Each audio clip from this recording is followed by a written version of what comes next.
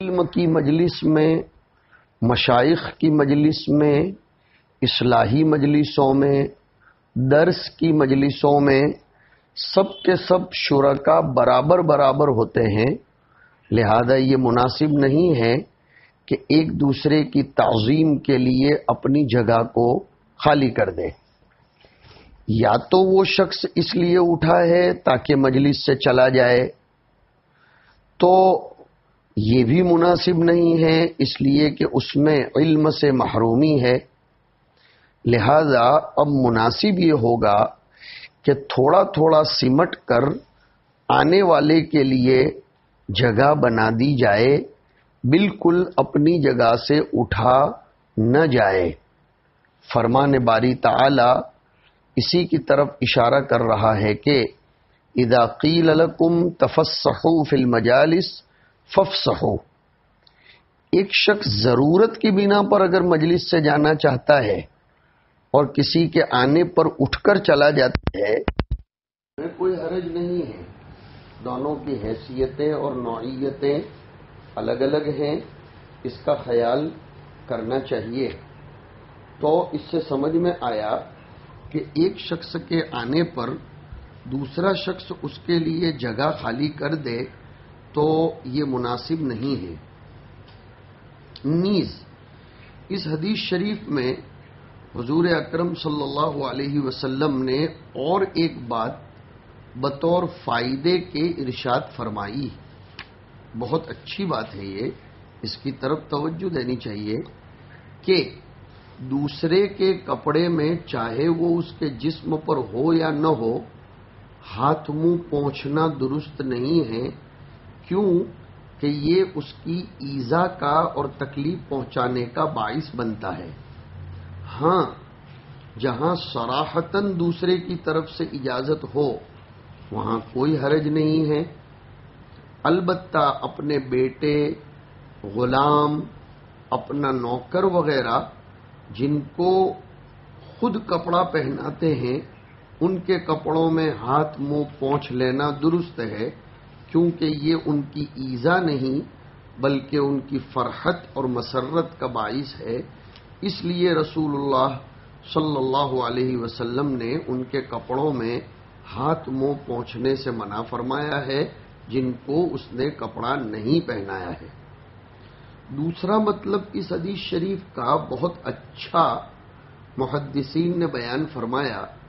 کہ ملک غیر میں تصرف کرنے سے حضور منع فرما رہے ہیں۔ کیا مطلب؟ ایک خادم، ایک غلام، ایک شاگرد، ایک نوکر کسی اور کا ہے، اور وہ جس کا یہ نوکر خادم مالک ہے، وہ مالک اس کو کپڑا پہناتا ہے، اس کے تمام ضرورتوں کا خیال کرتا ہے، اس کی طرف توجہ دیتا ہے، تو اب دوسرے کو اس نوکر اور خادم اور غلام کے اندر تصرف کرنے کی اجازت نہیں ہے۔ ہر ایک کا دائرہ سلطنت، ہر ایک کا دائرہ حکومت، ہر ایک کا دائرہ ملکیت الگ الگ ہوتا ہے۔ اس کو ذرا سمجھنے کی کوشش کرنی چاہیے کہ کسی کے دائرہ سلطنت میں کسی دوسرے کو دخل اندازی کرنے کی اجازت نہیں ہے۔ کسی کے دائرہ حکومت میں، دائرہ تولیت میں، دائرہ ولایت میں، دائرہ سلطنت میں، دائرہ ملکیت میں کوئی دوسرے کو انٹرفیئر کرنے کی اجازت بالکل نہیں ہے، سوائے اپنے بیٹے اور غلام۔ اس لیے کہ بیٹے کے بارے میں فرمایا انت ومالک لابیک، اور غلام تو چونکہ اپنی چیز کا کیا، اپنی ذات کا بھی مالک نہیں ہے، اس لیے اپنے بیٹے اور غلام کے دائرہ ولایت میں انٹرفیئر کیا جا سکتا ہے، دوسرے کے دائرہ ولایت و سلطنت میں انٹرفیئر نہیں کرنا چاہیے۔ اس سے جھگڑوں کی اور نفرت کی فضا بنتی ہے۔ آج کل سماج میں یہ کمزوری بھی بہت بڑی پائی جا رہی ہے کہ لوگ ایک دوسرے کے معاملات اور امور میں انٹرفیئر کرتے ہیں، اور دوسروں کے معاملات میں اپنی چلانا چاہتے ہیں، دوسروں کے مال میں، دوسروں کی دکانوں میں، دوسروں کی فیکٹریوں میں، دوسروں کے اپنے نجی معاملات میں، دیکھو مشورہ دینا، کسی کو امر بالمعروف کرنا، نشاندہی کرنا، یہ ایک الگ چیز ہے، لیکن کسی کے معاملات میں دخل اندازی اس طرح کرنا گویا کہ آپ کو اس پر سلطنت اور اختیار حاصل ہے، یہ چیز آپس میں ٹکراؤ پیدا کرتی ہے۔ ہر ایک کی اپنی عزت نفس ہے، ہر ایک کا اپنا دائرہ ہے، ہر ایک کی اپنی سلطنت ہے۔ سلطنت چاہے 2 کی ہو 4 کی ہو، عام طور پر بڑوں کو یہ دیکھا جاتا ہے کہ وہ چھوٹوں کو ہڑپ کرنے اور ہضم کرنے کی کوشش کرتے ہیں، ان کے معاملات میں انٹرفیئر کر کے اپنے آپ کو ہی بڑا تسلیم کروانے کی کوشش کرتے ہیں۔ یہ غلط حرکت ہے، اس سے وقار مجروح ہوتا ہے اور بڑوں کی بڑائی کو زد پہنچتی ہے۔ یہ بہت اہم معاملہ تھا جس کی طرف حدیث میں اشارہ کر دیا گیا۔ اس حدیث پاک میں اور ایک بات بھی ہم بتاتے چلیں کہ اگر مقتدا اور پیشوا، اساتذہ، علماء، فضلاء، باکمال لوگ، جن سے اگر آدمی کو عقیدت اور محبت ہو اور جن کے اس قسم کا عمل کر لینے کو فخر سمجھا جاتا ہے، ان کے لیے بھی درست ہے کہ اپنے شاگرد اور مرید وغیرہ کے کپڑوں کو استعمال کریں، کیونکہ حدیث میں ممانعت کی علت ایذا ہے، اور جہاں یہ علت نہ ہو وہاں اجازت ہوگی۔ ایک اور روایت سنیے اس سلسلے کی، آداب مجلس کے قبیل کی۔ حضرت عبداللہ ابن عمر رضی اللہ تعالیٰ عنہما سے مروی ہے کہ ایک شخص رسول اللہ صلی اللہ علیہ وسلم کے پاس آیا تو اس کے واسطے ایک آدمی اپنی جگہ سے اٹھ گیا۔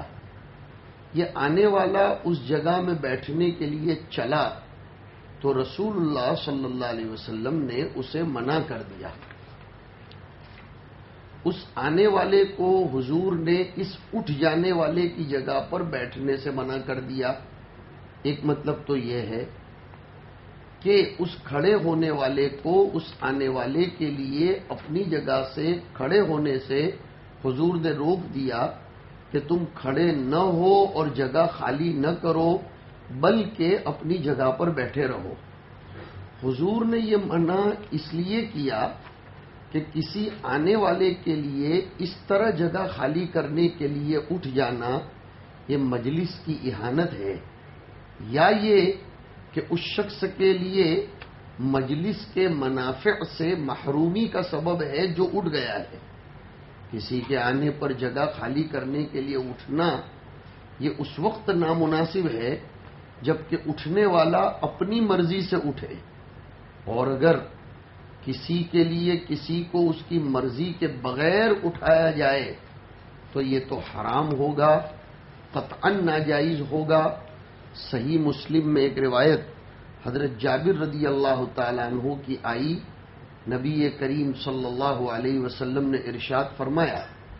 لا يقيم احدكم اخاه يوم الجمعة ثم يخالفه الى مقعده ولكن ليقل افسحوا، کہ تم میں سے کوئی شخص اپنے بھائی کو جمعہ کے دن اٹھا کر اس کی جگہ بیٹھنے کی کوشش نہ کرے، ہاں وہ ایسا کہہ سکتا ہے کہ تھوڑی جگہ بنا لو،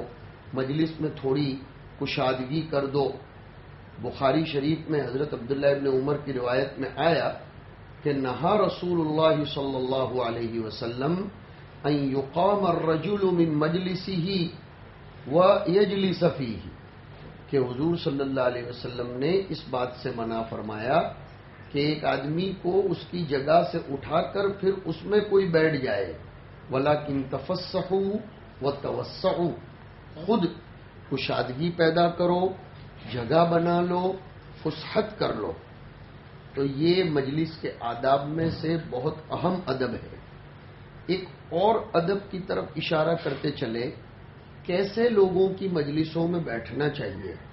کیسے لوگوں کو اپنا مصاحب اور اپنا جلیس اور اپنا ہمنشی بنانا چاہیے، کیسے لوگوں کے ساتھ اٹھک بیٹھک کرنی چاہیے۔ اس سلسلے میں بڑی مشہور روایت ہے حضرت انس رضی اللہ تعالی عنہ کی کہ رسول اللہ صلی اللہ علیہ وسلم نے ارشاد فرمایا کہ اس مومن کی مثال جو قرآن کریم کی تلاوت کرتا ہے ترنج کے مانند ہے کہ اس کی مہک، اس کی خوشبو بھی عمدہ اور اس کا ٹیسٹ اور مزہ بھی لذیذ ہے، اور اس مومن کی مثال جو قرآن کی تلاوت نہیں کرتا کھجور کے مانند ہے کہ اس کا مزہ تو لذیذ ہے لیکن اس میں خوشبو نہیں ہے، اور اس فاجر اور بدمعاش کی مثال جو قرآن کریم کی تلاوت تو کرتا ہے لیکن خود بدمعاش ہے، ایسے آدمی کی مثال چمیلی کے پھول کے مانند ہے، اس کی مہک عمدہ ہے لیکن اس کا مزہ کڑوا ہے، اور اس فاجر اور بدمعاش کی مثال جو قرآن کی تلاوت نہیں کرتا حنظلہ اور ایلوے کے مانند ہے کہ اس کا مزہ کڑوا ہے اور مہک اور بو کچھ نہیں، اور نیک ہمنشی کی مثال مانند مشک والے کے ہے کہ اگر تم کو اس میں سے کچھ نہیں ملا بھی تو کم از کم اس کی خوشبو تو پہنچ کر رہے گی، اور برے ہمنشی کی مثال بھٹی والے کے مانند ہے کہ اگر تم کو اس کا کالک نہ لگا تو دھواں تو کم از کم ضرور پہنچ کر رہے گا۔ اصل میں قراءت قرآن کی وجہ سے قاری کے بدن اور چہرے پر ایک رونق اور شادابی ہوتی ہے جو اسپرچول پاور والے اور روحانی طاقت والوں کو نظر آتی ہے۔ ایک بات یاد رکھو، کبھی کبھی کچھ لوگ کہتے ہیں ہمیں فلاں شخص کے چہرے پر نور نظر آتا ہے، فلاں مجلس میں نور اترتا ہوا نظر آیا۔ کچھ لوگ دھڑلے سے انکار کر دیتے ہیں کہ ہم کو تو ایسا کچھ نظر نہیں آیا، تو یہ غلط ہے اس طرح انکار کرنا۔ نور تو صاحب نور کو ہی نظر آتا ہے، نور کا تعلق کیفیت سے ہے، کمیت سے نہیں ہے، اور کیفیت کا ادراک اور شعور یہ اصحاب کیفیات کو ہی ہوتا ہے، ارباب کیفیات کو ہی کیفیات کا ادراک ہوتا ہے۔ لہذا نور اگر کسی کو اس کا ادراک نہ ہو تو اس کا انکار نہیں کرنا چاہیے۔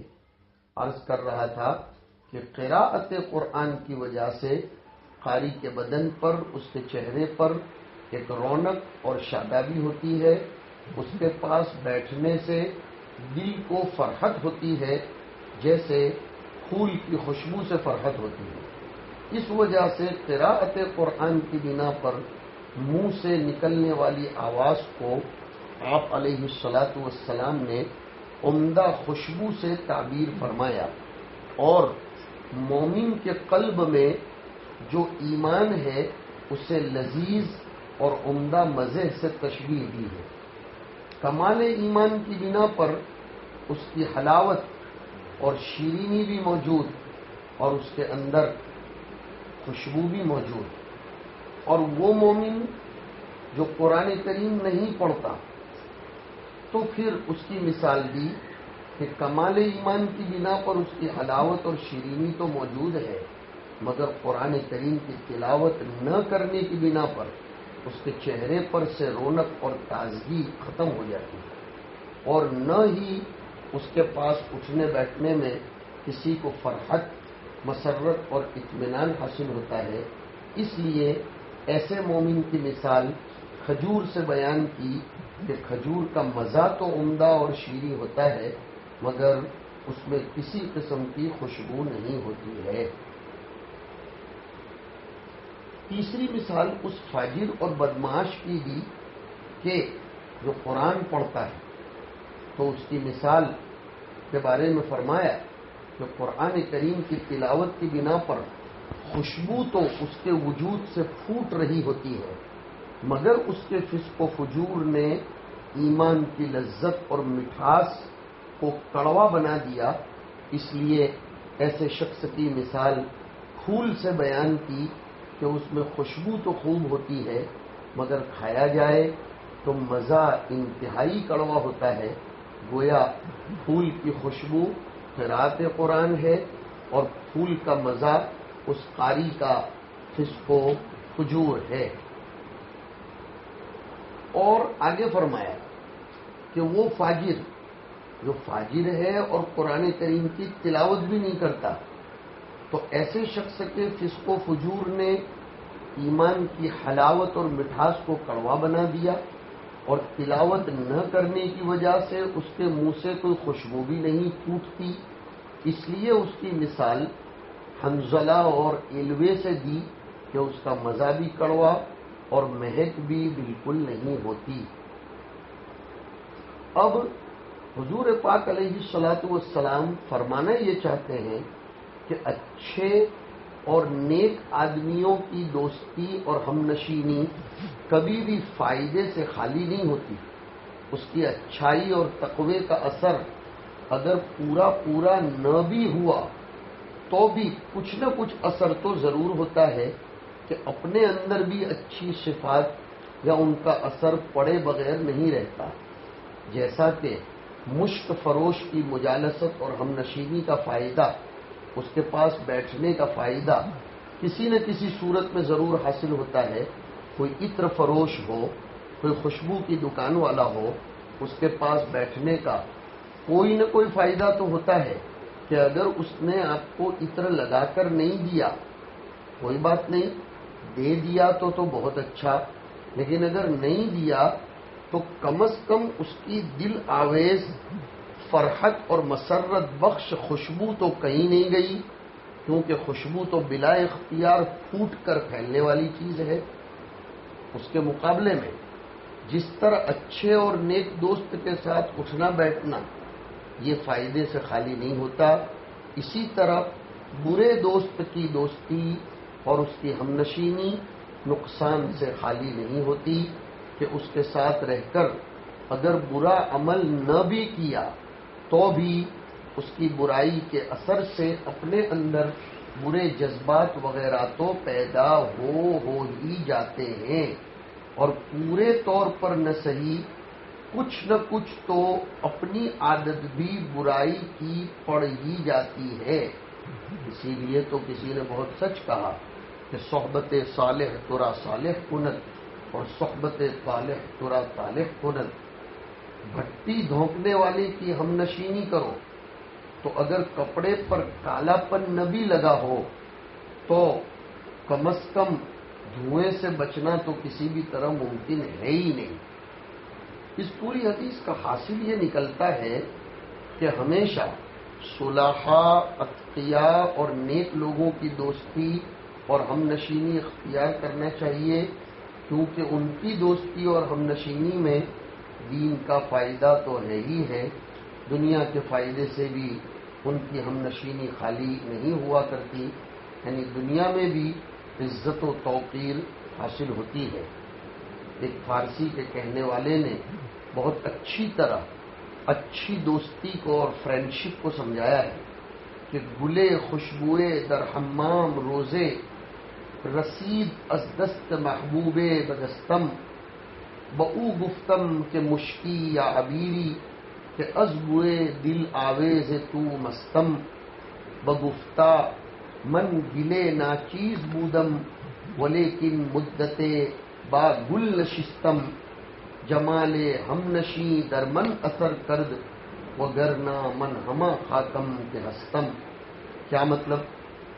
ایک پھول کی خوشبو ایک مرتبہ حمام میں تھی اور وہاں سے وہ میرے محبوب کے ہاتھ سے میرے ہاتھ میں پہنچ گئی۔ ایک خوشبو پھول کی یا خوشبودار پھول یہ ایک حمام میں سے میرے دوست کے ہاتھ سے میرے ہاتھ میں پہنچ گئی، تو میں نے اس کو یہ پوچھا کہ تو مشک ہے یا عبیر ہے کہ تیری فرحت بخش خوشبو سے میں مست ہو گیا؟ تو اس نے بولا کہ میں تو ناچیز مٹی تھا، لیکن یہ مٹی بہت مدت تک ایک پھول کی خوشبو میں رہی تو ہم نشیں کے جمال نے میرے اندر اثر کر دیا، ورنہ تو میں وہ مٹی ہوں جو میں جانتی ہوں اور تم بھی جانتے ہو۔ اس کو یوں سمجھو کہ گلدستہ وہ بھی خود خوشبودار بن جاتا ہے، حالانکہ گلدستہ تو پتھر کا یا مٹی کا یا پلاسٹک کا ہوتا ہے، لیکن پھول کی مصاحبت اور ہم نشینی کی وجہ سے وہ خوشبودار بن جاتا ہے۔ جبکہ یہ چیز غیر ذوی العقول، غیر زیرو ہے، پھر بھی اثر کرتی ہے۔ اس سے آسان مثال دوں، اپنی جیب میں عطر کی بند بوتل رکھ دو، ذرا بھی عطر اس میں سے نہ نکالو، شام پڑے وہ عطر کی بوتل نکال لو تو جیب میں سے بھی خوشبو آنے لگے گی، حالانکہ جیب پر آپ نے عطر نہیں لگایا، لیکن اس جیب نے، اس کپڑے نے عطر کی صحبت اختیار کر لی۔ اسی طرح کپڑوں کی الماری میں اگر کافور کی گولی یا کوئی اور خوشبودار چیز رکھ دو تو وہ پوری الماری مہک جاتی ہے صحبت اور ہم نشینی کی وجہ سے۔ تو پھر اگر اچھے انسان اچھوں کی ہم نشینی اور صحبت میں آئیں تو انہیں کیوں اس کا اثر نہیں ہو سکتا؟ ہمیں آج کل اپنے بچوں کے بارے میں بھی اس کی طرف خاص طور پر توجہ دینے کی ضرورت ہے کہ وہ کیسے لوگوں کی صحبت میں بیٹھتے اور اٹھتے ہیں، اس کی طرف ہمیں زیادہ دھیان دینا چاہیے، ورنہ بچے ایسی صحبت سے بگڑ جایا کرتے ہیں اور ہمارا اس کی طرف دھیان اور توجہ بھی نہیں ہوتا۔ اسی لیے رسول اللہ صلی اللہ علیہ وسلم نے ایک روایت میں صاف ارشاد فرمایا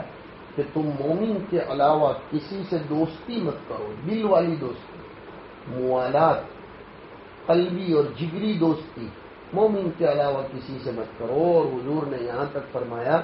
کہ تمہارا کھانا صرف متقی لوگ ہی کھائیں، یعنی کامل الایمان مومن کی ہی مصاحبت اختیار کرو، کیونکہ اس کی دوستی دنیا اور آخرت دونوں میں نفع بخش ہوتی ہے، دنیا میں عزت ملتی ہے اور آخرت میں جنت ملتی ہے۔ اور اس حدیث میں یہ بھی فرمایا گیا کہ مودت اور محبت کا، پارٹی کا جو کھانا ہوتا ہے، دعوت کا، جس کھانا کھلانے سے الفت اور محبت پیدا ہوتی ہے، وہ کھانا صرف صاحب ایمان متقی کو ہی کھلاؤ تاکہ اسی شخص سے الفت و محبت پیدا ہو۔ نیز متقی کو کھلانا دنیا اور آخرت دونوں میں مفید ہے، کیونکہ دنیا میں اس کی مجالست سے عزت ملے گی اور کھانے کے بعد وہ تمہارے لیے دعائے خیر کرے گا، جس سے آخرت میں فائدہ ہی فائدہ ہوگا۔ مگر یہاں یہ بات یاد رکھنی چاہیے کہ جو طعام حاجت ہوتا ہے، کسی کو ضرورت کی بنیاد پر کھلایا جائے تو وہ تو کافر وغیرہ کو بھی کھلا دینا چاہیے۔ وَيُطْعِمُونَ الطَّعَامَ عَلَى حُبِّهِ مِسْكِينًا وَيَتِيمًا وَأَسِيرًا۔ ظاہر ہے کہ قیدی اس زمانے میں کفار ہوا کرتے تھے، نہ کہ مومن اور متقی، لہذا اس حدیث شریف کا مطلب یہ ہے کہ طعام راحت، طعام الفت و مودت و محبت یہ صرف متقیوں کو کھلاؤ۔ اسی طرح دوست کے بارے میں ایک روایت میں یہاں تک آیا، نبی کریم صلی اللہ علیہ وسلم نے فرمایا، آدمی اپنے دوست کے دین پر ہوتا ہے، تم میں ہر کوئی دیکھ لے کہ وہ کس کو اپنا دوست بنا کر دنیا میں اپنی زندگی گزار رہا ہے۔ یعنی آدمی عموماً اپنے دوست کے دین اور مذہب اور اس کے طور طریقے کو شعوراً یا غیر شعوراً اختیار کر ہی لیتا ہے۔ جب معاملہ یہ ہے کہ آدمی اپنے دوست کے دین و مذہب اور اس کے طور طریقے کو عموماً اختیار کر لیتا ہے تو لازم ہے کہ جس سے دوستی کر رہا ہے پہلے اس کے دین و مذہب، اس کے عقیدہ اور نظریہ وغیرہ، نیز اس کے صلاح و تقوی کو خوب اچھی طرح جانچ پرکھ لے اور اس کے بعد ہی اسے اپنا دوست بنائے، تاکہ دنیا اور آخرت دونوں کی رسوائی سے محفوظ رہے اور دونوں میں اسے عزت اور سرفرازی حاصل ہو۔ اسی لیے ایک روایت میں حضور نے ارشاد فرمایا کہ روحیں فوج در فوج ہیں، پھر ان میں سے آپس میں جن کی جان پہچان ہو گئی تو وہ ایک دوسرے سے الفت کرتے ہیں، اور ان میں سے جن کی آپس میں ناواقفی رہی تو وہ آپس میں مختلف اور مخالف ہوتے ہیں۔ یعنی اجسام سے پہلے اللہ نے جب ارواح کو پیدا کیا تو وہ ارواح فوج در فوج تھیں۔ ایک حدیث میں ارواح سے قبل اجسام کے پیدا کیے جانے کی صراحت موجود ہے کہ ان اللہ خلق الارواح قبل الاجساد بکذا و کذا عاما۔ فوج در فوج ہونے کا مطلب یہ ہے کہ پیدائش کے وقت روحیں دو قسموں میں بٹی ہوئی تھیں، اور دونوں قسمیں آپس میں ایک دوسرے کے مقابل، اپوزٹ اور مخالف تھیں۔ ایک قسم روح کی سعید نیکبخت مومنین، ان لوگوں کی روح ہے، اور دوسری قسم شقی بدبخت کفار اور نالائقوں کی روح ہے۔ حضرت عبداللہ ابن عمر کی ایک روایت میں اس کی صراحت بھی موجود ہے کہ ان الملک اذا اراد ان ينفخ الروح في النسمة قال یا ربی اسعید ام شقی ام کافر ام مؤمن۔ اب حضور فرماتے ہیں کہ روحوں کا آپس میں تعارف اور الفت و موانست اسی طرح ایک دوسرے سے نفرت اور اختلاف یا عالم بالا اور عالم ارواح میں ان کی پیدائش کے وقت ہی ہو چکا تھا، اور اسی کے مطابق جسموں سے متعلق ہونے کے بعد دنیا میں بھی باقی رہا کہ اچھوں کا میلان اچھوں کی طرف اور بروں کا میلان بروں کی طرف ایک کھلا ہوا مشاہدہ ہے۔ چنانچہ عالم ارواح میں جو روحیں آمنے سامنے تھیں ان کا آپس میں تعارف، انٹروڈکشن اور پہچان ہو گیا تھا، وہ دنیا میں آنے کے بعد بھی آپس میں دوسرے سے متعارف ہو جاتی ہیں، اور تھوڑی سی مدت میں ان کے درمیان الفت و محبت پیدا ہو جاتی ہے۔ اور جن روحوں کی پشت ایک دوسرے کی طرف تھی اور ان میں وہاں آپس کی جان پہچان نہیں ہوئی تھی، دنیا میں آنے کے بعد چاہے ایک ماں کی استان سے دودھ پیے، ایک ہی گھر میں پلے بڑھے، لیکن ان کے درمیان اجنبیت اور اختلاف باقی رہتا ہی رہتا ہے۔ اس بات کی اس حدیث میں دلیل ہے کہ ارواح اعراض نہیں ہے، اور یہ بھی ہے کہ وہ اجساد سے پہلے موجود تھیں اور فنائے اجساد و اجسام کے بعد بھی باقی رہیں گی۔ رسول اللہ صلی اللہ علیہ وسلم کی ایک روایت مسند احمد میں آئی کہ ارواح الشہداء فی صور طیور خضر تعلق من ثمر الجنہ یا تعلق من ثمر الجنہ۔ اور اس قسم کی اور بھی باتیں شہداء اور بڑے لوگوں کی ارواح کے بارے میں آئیں، تو یہ جو دنیا میں آپس میں الفت اور مودت و محبت ہوتی ہے وہ اوپر کے عالم ارواح کے آمنے سامنے ہونے کا نتیجہ ہے۔ ہم دیکھتے ہیں کہ کبھی چلہ ایک شخص کے ساتھ جماعت میں گزرا، ایسی محبت ہو جاتی ہے گویا برسوں کے تعلقات ہوں، گھریلو اور نجی تعلقات ہو جاتے ہیں۔ اس کے مقابلے میں کبھی ایک گھر میں ایک ساتھ پلے بڑھے، کھیلے کودے، لیکن ایک دوسرے کے ساتھ دل ہی نہیں ملتا۔ مدرسوں کی دنیا میں بھی یہ ہوتا ہے کہ ایک کمرے میں سالہ سال تک رہے، لیکن کوئی جان پہچان و میلان نہیں ہوتا، اور بعض وہ ہوتے ہیں جن سے 10 منٹ میں 10 سال کی محبت ہو جاتی ہے۔ اللہ تعالی ہم سب لوگوں کو اچھی صحبت اختیار کرنے کی توفیق نصیب فرمائے۔ وصلی اللہ علی النبی الکریم۔